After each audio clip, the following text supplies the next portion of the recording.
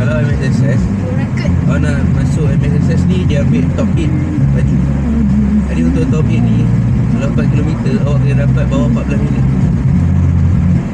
untuk dapat top 8. 4km bawah 14 minit untuk under 12. Maksudnya bila awak lari tu dalam dia 4km lah. Kalau 4km, first kilometer awak kena target pace awak ni dah kena 4.50. 4.40. Pace interval kita tu awak kena maintain tu.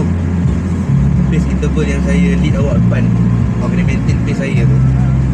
Kemudian masuk kilometer kedua, awak dah kena tarik daripada 4.50, awak kena tarik pergi 3.50. 4.50 ni ke bawah 40, 40, 4.30 sampai masuk 3.50. Jadi awak masuk pace 3 ni, awak dah kena start laju lagi. Masuk pace ni tapi susah lah tuan dah untuk dapatkan pace 3. Jadi kalau awak dapat dulu daripada 4.50 kilometer pertama, kemudian awak turun 4.40, awak maintain 4.30 pada kilometer kedua, maintain 4.30 kilometer ketiga, maintain last kilometer awak kena tarik pace tu pergi 4.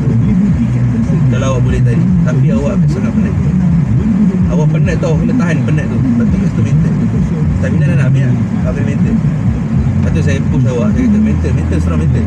Awak penat, tapi awak macam mana awak nak push? Semua kat dalam kepala. Push. Itu je awak nak push. Last tu awak kena push. Atau awak dapat top 8, lepas tu baru boleh naik MSSS.